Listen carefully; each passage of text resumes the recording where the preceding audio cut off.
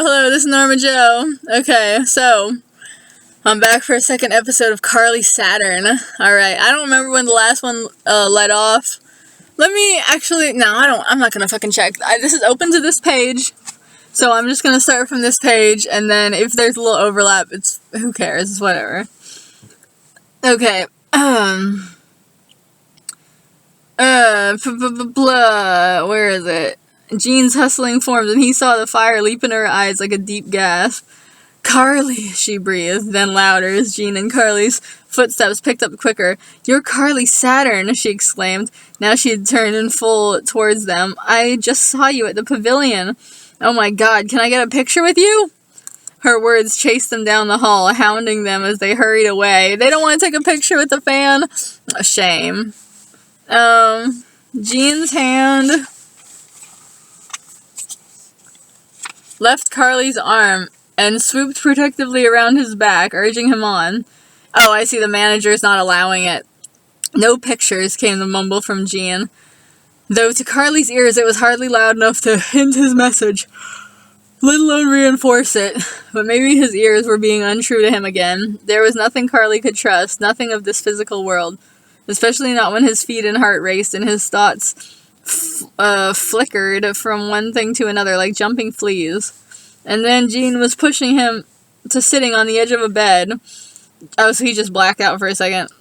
Jean, exhausted, sighed from their short run and pulled his long hair back from his face with a sweep of his hand. Take off your shoes, he said to the half-dazed Carly. Outside in the hall, he could hear some sort of commotion. Try to get some sleep, Jean continued. You want a shower now or in the morning? Jean gets off on fucking being a babysitter. I swear to God. He doesn't have to do all this shit. He could just as easily be like, alright, fucking take care of yourself, asshole. But, no, he likes it. Alright, either. Yeah, that would be my response to it. I'd just be like, you fucking choose, I don't care. Baby me. His voice drifted. He stood from the bed, swayed towards the door, fixedly. Who's out there? Oh yeah, did he take I think he might have taken some pills or something. I don't remember from last time. Just fans, Jean's voice answered warningly. Carly, sit down. Yeah, he likes being in control. Fans, he breathed. Oh, I want to go to them. They're my reason. I gotta go to them. Carly, don't even try me. Jean protectively snapped back. Oh god, they're playing a little... This is just like King Farm. I see where this is going already. They're playing a little control game. Why are so many of my writings like this? Jean practically snapped back with, for a moment, the force of a small hurricane.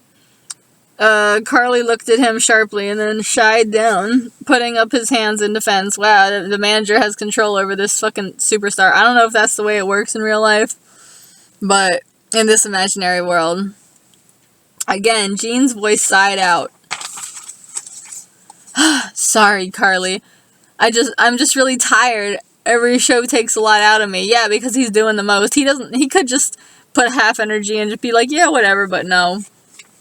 Okay, Carly answered in return. Sorry. He turned and toddled back towards the bed, but stole one last look at the door. The sound beyond that now had dulled to mere murmurings. How he longed for it. To be out there, surrounded by their sweat and their skin and their adoring energy, to be swathed in all that love. It almost pained him to hold back, and not to go ahead and meet them out there. He just had to pick his battles. Fuck that, if I was Carly, I'd just be like, I'm going out there, I'm gonna have a big ass hug orgy with all these fans and shit. But, you know, whatever. Everyone can't be like me. Carly settled back down to the edge of his bed. This huge, broad, ample spread with its lush, overzealous beddings, piles of blankets, and a mountain of pillows. That's embarrassing. I've worked in a hotel for like 3 weeks, and then I quit. Fuck those assholes. It could fit 3 of me, Carly thought to himself with a dark, cynical inward laugh. Good God, look at this bed. He ran his hand across the blanket. Oh god, it was soft. Too much luxury in this world, huh? He pulled both shoes off and nudged the smelly hot things away from himself before laying down spread out flat on his back on the mattress. He let out a puff of breath. Good night, Jean murmured.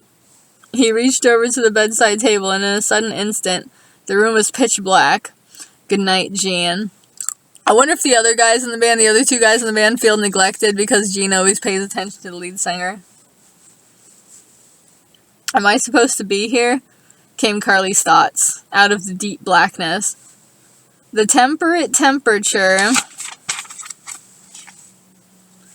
of the room gave him neither sweat nor goosebumps.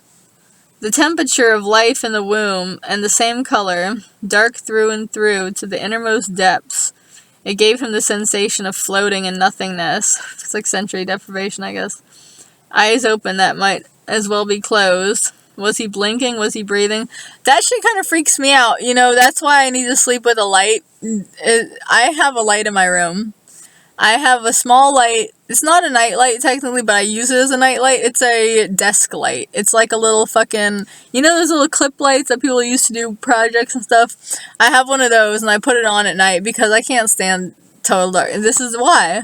I can't stand total darkness. It just makes you think about existential shit, and it's just, I don't know, like, it's okay. When I was a little kid, I had my door open. I could hear my dad playing video games in the next room, and everything was fine, so I didn't need, you know, I didn't need any other distraction. But now as an adult, I gotta put my phone on, I gotta put, like, play something, you know, so I can hear some voices while I'm going to sleep, and I gotta have a light on, you know, it's just, what can you do, you know? Oh yeah, this is my fox. Check it out. I want to get more foxes. Okay, where was I? Floating in nothingness, eyes open that might as well be closed. Was he blinking? Was he breathing? Was this what it was like to be on board? There was no sound, as if sound never existed. See, that would freak me out.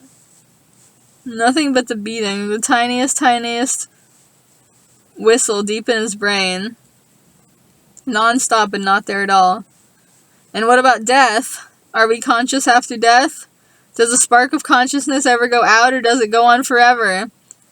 Are we all damned, every one of us, to an eternity of loneliness, paralyzed, unable to move in any way, but forever trapped to lay underground, to feel our bodies be cut apart or incinerated in flame, or to decompose? Is that the eternity we have waiting for us? On and on without end, careless of the human invention of time? God, this is some shit. And our dead loved ones, however long ago they passed, are they still conscious at this very moment? After years upon years of torment, do they still yearn for someone to come and dig them up, save them from their starvation and suffocation, and be company to them once again? It's horrifying. Carly sprang up straight in bed, shaking violently. Freezing cold and skin crawling, yeah. Can't blame him. I guess his fucking pills didn't help him with all that. In seconds, he had flown from the bed and was at the door, wrestling with the knob.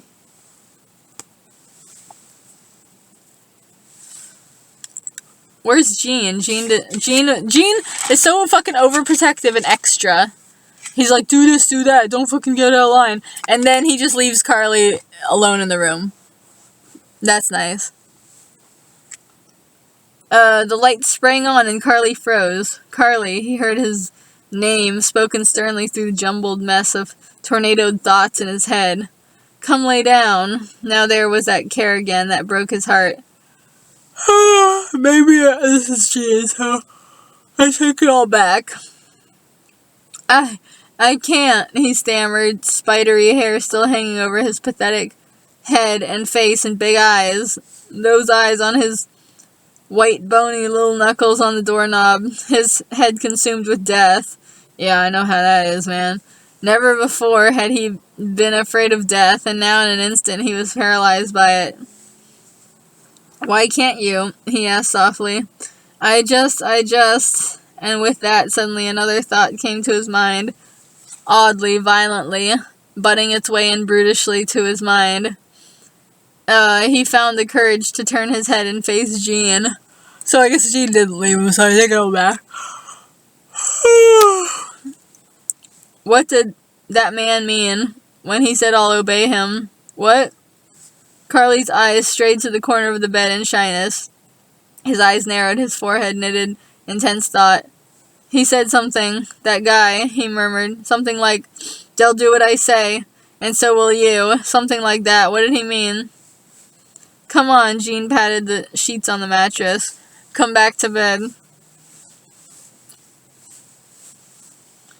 There was a stillness outside. A stillness from the hall, that eerie, dead silence with no heartbeat. It sent a shiver through Carly. As his eyes traveled timidly to the door, there was the tiniest, thin whisper of light through the crack of the border of the door. Just a halo, something enticing him from beyond, where he knew Paul and Sherry waited. Who were Paul and Sherry? I thought the other two guys in the band had other names. "You're not listening to me," Carly murmured, but his voice wasn't strong. It was small and almost questioning, as if unsure of its very own words, and his gaze flitted on that skinny halo of light. Jean sighed. He readjusted the way he was sitting, preparing to take on this new weight that Carly was hoisting upon him. The sleep made his body droop as if covered in molasses, sticky, uncomfortable, and heavy. "Okay, what guy?" The fat man," he answered distractedly. He was balding. He had on a business suit. "A fat, bald man in a suit," came Jean's skeptical voice, the cynicism creeping in, and the irritation driving from his sleepless brain. "Come on," he gestured again. "Come to bed, you're just dreaming." "I'm not dreaming," he cut in sharply. His eyes were reluctant to be dragged away from that sliver of glow from the door. But eventually he slithered his gaze back at Jean, staring hotly through fever sweat, watery clear blues. It was right after the show. He was backstage. "Carly," Jean pressed strictly. "That's impossible. I came and got you after the show, and you went straight to the dressing room." "No," he shook his head determinedly. "He was there. He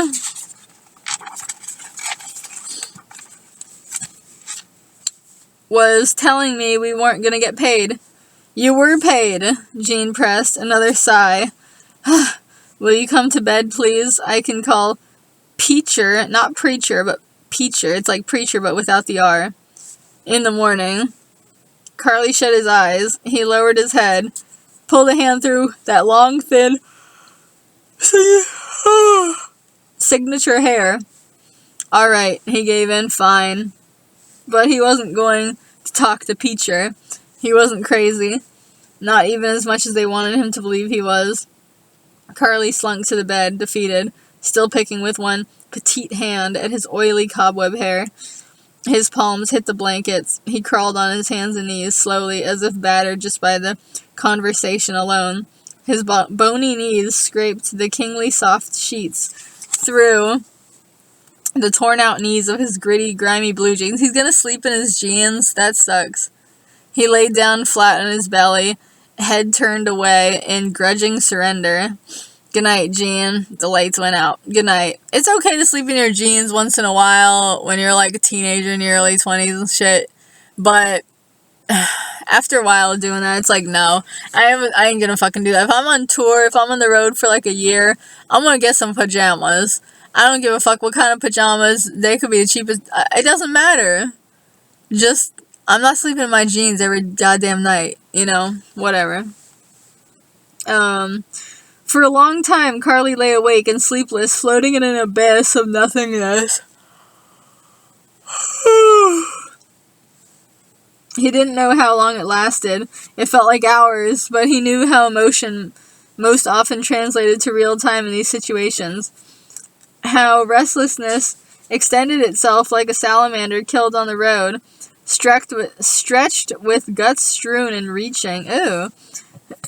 Who said it was out of its misery? How can anyone really know? His mind itched maddeningly. Yeah, that's some real shit.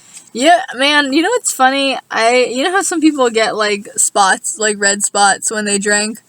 I get spots on my hands. What's the deal with that shit? But at last, out of this eternity, something reached down and touched him, caressed his hair, and back like a spider, and rose him to his knees, smoothly and silently in the darkness. Something that told him this night of waiting wasn't eternal. It was now over. It was time to drag himself up out of the honey and creep away. And that was just what he did, as quietly as a ghost. Carly slunk down off the bed and headed for the door, drifting across the floor like balls of dust or a specter of a slithering length of fur. With Jean asleep at last, as his instincts told him, he came up upon the door and quietly turned the knob in his hand. It gave way like butter. The tiny halo of light spread and grew as he pulled back the door, and the hallway lights flooded in. But he tempered it. He made... Oh my god. My light just went out. Oh shit. I guess my light is gone. Does the computer have a light on it? Fuck. Oh, god damn it. I hope I didn't fuck up my car battery. Oh, look, you can see me a little bit if I'm really close. Oh my god, what's that red spot in the background? It's the devil. No. Alright, let me just finish. I only have like 3 minutes to go. Where was I?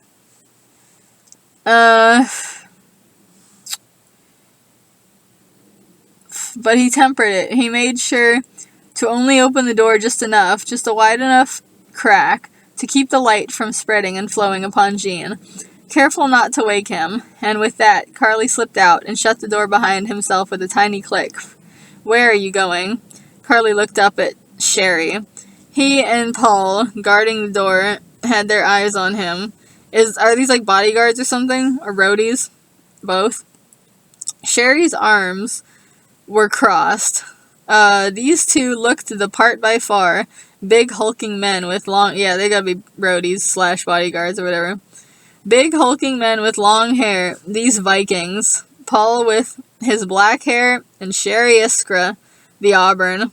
Oh, Iskra. I love that name. They wore sleeveless black t-shirts. The classic. Black jeans and big work boots. Going for a walk. Oh, going for a walk, Carly answered.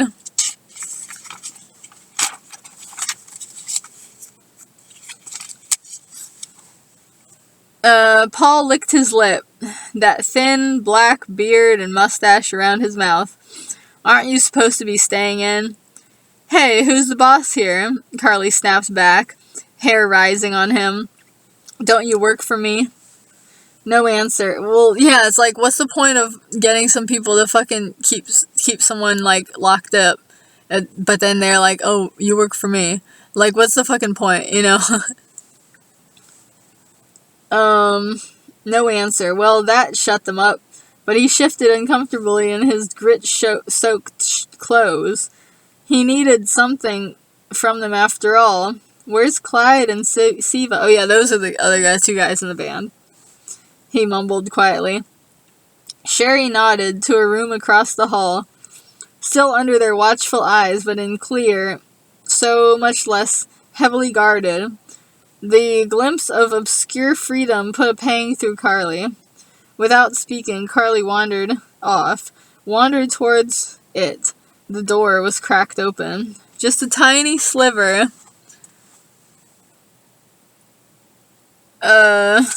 What? Just a tiny sliver. Who was it for? Was it for him?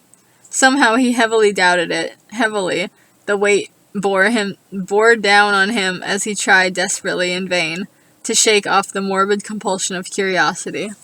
Alright, I'm at 20 minutes, so let's do more next time. Oh god, my light is off. It's so dark in here. Hi, this is the beginning of Rocky Horror. I don't know. Good night.